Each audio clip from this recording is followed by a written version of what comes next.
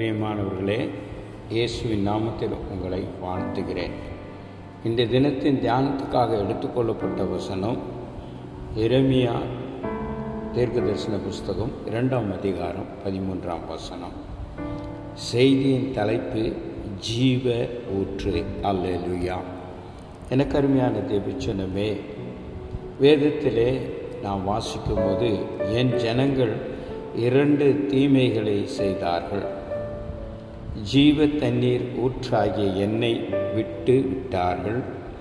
தண்ணீர் நிற்காத தொட்டிகளாகிய வெடிப்புள்ள தொட்டிகளை தங்களுக்கு வெட்டி கொண்டார்கள் என்று வேத வசனம் நமக்கு அறிவிக்கிறது.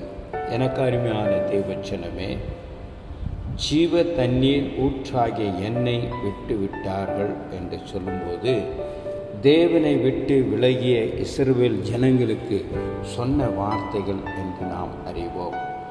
இன்றும் தேவ ஜனமாகிய நாம் அநேக சமயங்களிலே சூழ்நிலை நிமித்தமாக தேவ சமூகத்தை விட்டு நாம் அகன்று போகிறோம். அதுவினான சூழ்நிலைகள் ஏற்படுவது நிமித்தமாக அநேக துக்கத்திலும் துயரத்திலும் நாம் கடந்து போக நேரிடுகிறது என்பதை நாம் நினைவு கூற வேண்டும். எனக்கு அருமையானவர்களே, இங்கே நாம் வாசிக்கும் போது ஜீவ தண்ணீர் ஊற்றாகி இருப்பதை நாம் பார்க்கிறோம். வனாந்தரத்திலே நடந்து வந்த இஸ்ரேல் கர்த்தரை போற்றி பாடும்போது ஊற்று தண்ணீரே பொங்கி வா என்று பாடி துதித்தார்கள் என்று வேதத்திலே என்னாகும் 21ஆம் அதிகாரம் 17ஆம் வசனத்தில் வாசிக்கிறோம். ஜீவ தண்ணீர் ஊற்றாக எனக்கு அருமையான தேவச்சனமே, வனாந்தர வழியிலே வரும் பொழுது ஊற்று தண்ணீர் பொங்கி வந்தது என்று பார்க்கிறோம்.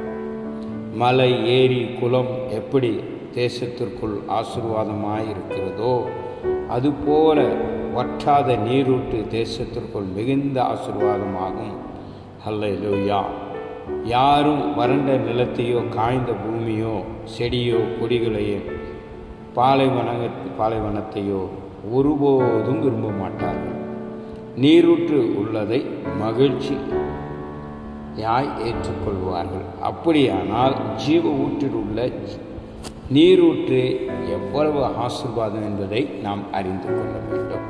எனக்கு அருமையானவர்களே, இஸ்ரவேல் ஜனங்கள் கர்த்தரை தெய்வமாய் கொண்டிருப்பதை விட்டுவிட்டு அந்நிய காரியங்களிலே ஈடுபட்டது நிமித்தமாக கர்த்தருடைய உள்ளம் உடைந்து என் ஜனம் 2 தீமைகளை செய்தார்கள். ஜீவ தண்ணீர் ஊற்றாகிய என்னை விட்டு விட்டார்கள் என்று அங்கு அங்கலாய்ப்பதை நாம் எரேமியா 2:13 வாசிக்கிறோம். எனக்கு அருமையானவர்களே, அதனால் இஸ்ரவேல் ஜனங்கள் எவ்வளவு இழப்பு நஷ்டம் பாருங்கள்.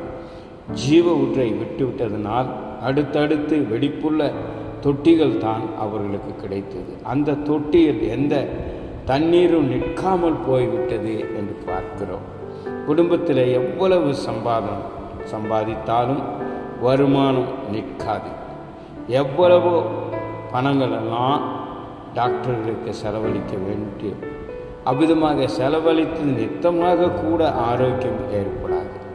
உலக பிரகாரமான பேர் புகழ் எவ்வளவு இருந்தாலும் உள்ளத்தில் சமாதானம் இருக்காது. இன்றைய தினத்தில் ஜீவ ஊற்றாகிய கிறிஸ்துவனுடைய குடும்பத்திற்கு நீங்கள் திரும்பி வர வேண்டும் என்று உங்களை அழைக்கிறேன். எனக்கு அருமையானவர்களே, நீங்கள் அப்படி கிறிஸ்துவின் குடும்பத்துக்குள் கடந்து வரும்போது இரட்சிப்பின் சந்தோஷம் உங்களுக்கு நீரூற்றாய் தண்ணீரைப் போல பொங்கி வந்து கொண்டே இருக்கும். ஜீவத்தண்ணீர் ஊற்றாக அவர் சமாதானத்தின் தண்ணீரை சிறப்பாக திராட்சரசமாக மாற்றக்கூடிய இயேசு கிறிஸ்து நம்முடைய தேவன் என்பதை நாம் மறந்துவிடக்கூடாது. அல்லேலூயா. அந்த ஜீவ ஊற்றான கர்த்தரை நோக்கி பாருங்கள். கல்வாரி சிலுவையிலிருந்து ஒரு ஜீவ ஊற்று புறப்படுகிறது. அந்நாளிலே பாவத்தை நீக்க தாவீதின் குடும்பத்தாருக்கு எருசலேமின் குடிகளுக்கும் திறக்கப்பட்ட ஒரு ஊற்று உண்டாயிருக்கிறது என்று சொல்லி சகரியா 13ஆம் அதிகாரம் 1ஆம் வசனத்தில் வாசிக்கிறோம்.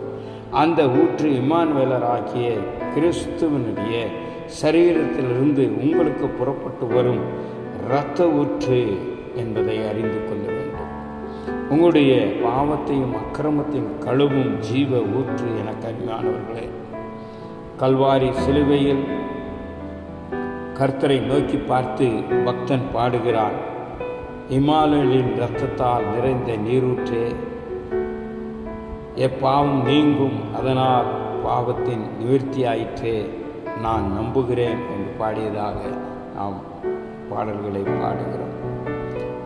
கிறிஸ்துவனுடைய ஜீவ ஊற்றிலுள்ள அந்த ஜீவ தண்ணீரில் ஊற்றாகிய உங்களில் வரும்போது நீங்களும் கூட மற்றவர்களுக்கு ஆசீர்வாதமாய் நீரூற்றாய் விளங்குவீர்கள் என கருமையானவர்களே. கர்த்தர் நித்தமும் உன்னை நடத்தி மகா வறட்சியான காலங்களில் உன் ஆத்மாவை திருப்தியாக்கி உன் எலும்புகளை நீளமுள்ளவராக்குவார்.